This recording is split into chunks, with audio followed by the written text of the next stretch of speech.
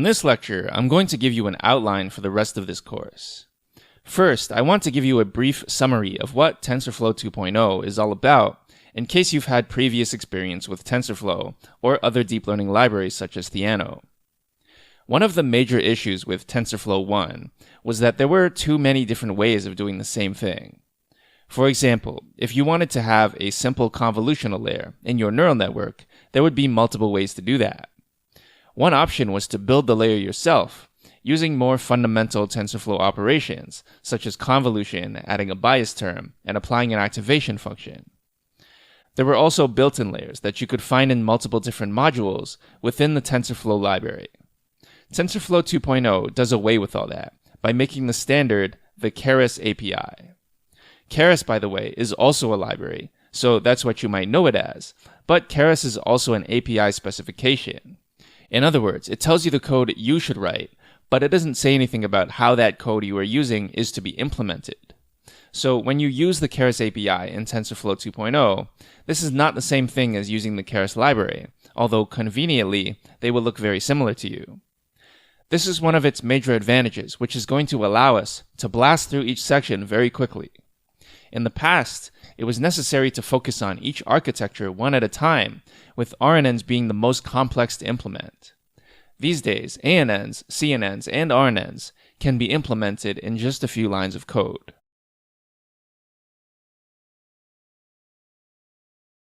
Alright, so how is this course structured? First, before we even begin discussing deep learning or any type of statistical modeling, we are going to look at a new coding environment which I really like, called Google Colab. Google Colab is basically Jupyter Notebook hosted by Google, but with a lot more bells and whistles. Personally, I have never been a fan of Jupyter Notebook, since it seemed to have more disadvantages than advantages. However, Google Colab is a different beast. It's hosted by Google, so you don't have to use your own computing resources. It's free, so it doesn't matter if you have a slow computer or a fast computer, everyone has the same access. It gives you free access to the GPU and TPU for orders of magnitude faster training and inference. And finally, most of what we need is already installed, so you don't have to waste any time installing libraries yourself.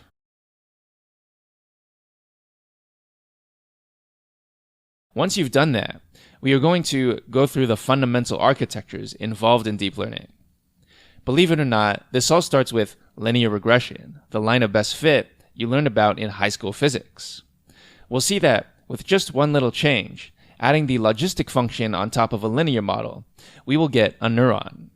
This covers the two major types of supervised learning, classification and regression. Once you know the basics, it's time to get started with deep learning. The first deep learning architecture you'll learn about is the artificial neural network, also known these days as the deep neural network.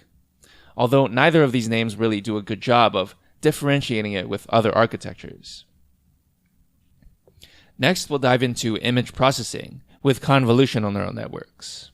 You'll learn about convolution and how this works to create neural networks that are specially designed to achieve better performance on images and other physical signals. Next, you'll learn about recurrent neural networks, which specialize at working with sequence data. Unlike my previous courses, where we used RNNs mostly for natural language processing, we are going to start with time series forecasting. This is going to let us cover a lot of ground that many other courses simply skip over entirely.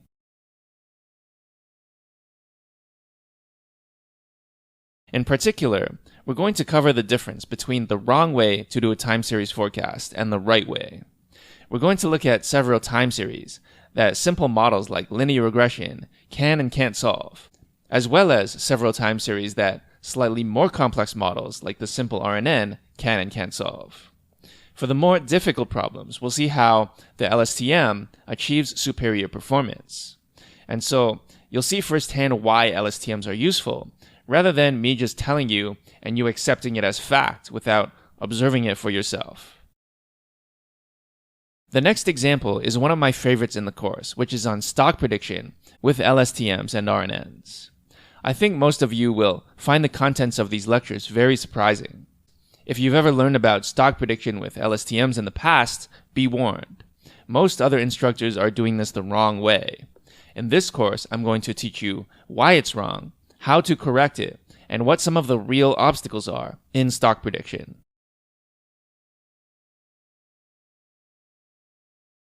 The first major part of this course is about the fundamental architectures in deep learning, while the second major part of this course is focused on applications. As a side note, if you want to just skip the rest of this lecture and move on with the rest of the course, that's fine too. The first application we will look at is natural language processing, specifically with text documents. You'll see how we can use deep learning for text classification, which is the type of task you would use for spam detection, sentiment analysis, and so on. We'll also look at embeddings, which are deep learning's method of dealing with categorical data.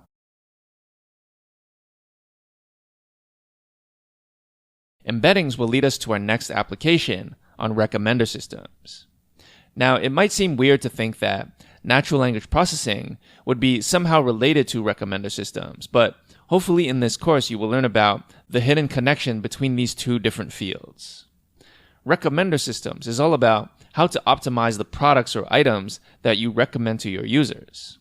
Facebook, Amazon, and Google have been using recommender systems to improve their profits by the billions. When you go to Amazon.com, it is full of recommended products for you. Facebook's newsfeed and your Instagram feed are both recommendation lists.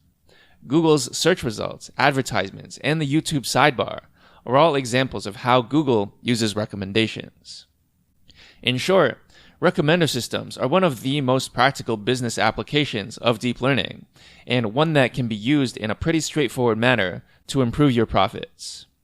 This is in contrast to, say, natural language, where it's not exactly clear how that would directly tie into how much money your business makes. Although, it's already a fundamental part of our day-to-day lives, so don't discount it just yet.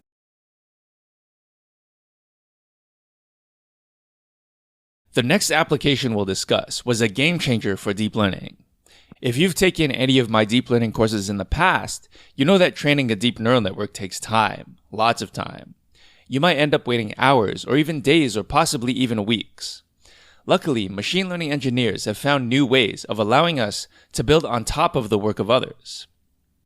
The idea is, companies like Google or Facebook or university research groups will train large neural networks on humongous datasets, such as ImageNet, which contains over 1 million images. That's not the kind of thing you can feasibly do on your home computer. Using transfer learning, what we can do is take just a part of their neural network and combine it with our own neural network designed for a specific task that we want to do. Results have shown that this is an easy, and more importantly fast method of building state-of-the-art deep learning models. In just a few seconds, you can integrate the power of bleeding-edge neural networks into your own applications.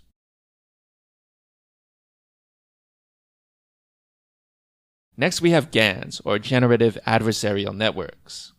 This was named as the most interesting invention in machine learning in the past 10 years by Yann LeCun, a deep learning pioneer who is now the chief AI scientist at Facebook.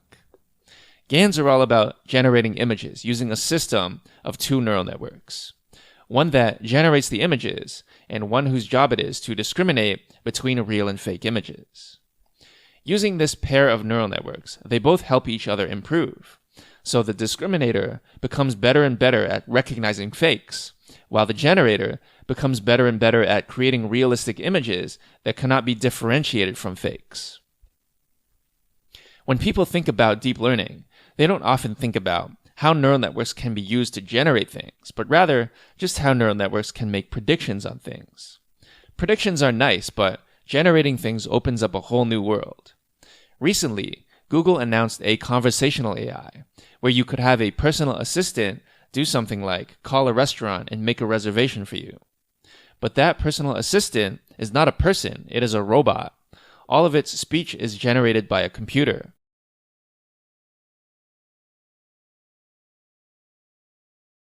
Another exciting application of deep learning is in reinforcement learning. Usually, deep learning is used to create models with a static input and output. For example, you put in an image and it tells you what this image is of, like a car or a truck. Or you put in an email and your neural network tells you if it's spam or not spam. But some tasks require multiple steps, which requires having some long-term strategy and keeping track of state. For example, if you're playing a game like Super Mario, you can't just look at a still image of the game and decide what to do. Instead, you need to have a long-term strategy. You have to know that you should walk forward to reach the flag for that level. You have to know that if an enemy is walking towards you, you have to avoid it or attack it. And also, you have to have proper timing in doing so. This is what reinforcement learning is all about.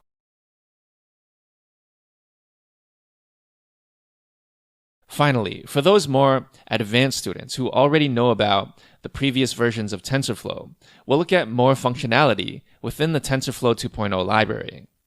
TensorFlow has really grown over the past few years, so there are quite a few new features, as well as new ways of doing old things. So one question you might have is, how do you build a custom model in TensorFlow? If you recall, TensorFlow is not specifically just for deep learning, but it's a general machine learning library that can be used for all different kinds of models. For example, you can build k-means clustering in TensorFlow, which is not related to deep learning at all. The way that you would do this in TensorFlow 2.0 has changed a lot since TensorFlow 1. Another area where TensorFlow has branched out is pushing its models to production. One nice feature is TensorFlow Serving, which you can use to run your TensorFlow model in a server. Another example of this is TensorFlow Lite, which is used for preparing your model for running on mobile devices like iOS and Android. Of course, once you pass your model to a mobile developer, building an actual mobile application is a whole different story. Luckily, you won't have to know how to build an iOS app for this course. So for these sections, I hope to expand them in the future, and as always, I am happy to hear your suggestions for what you would like to see.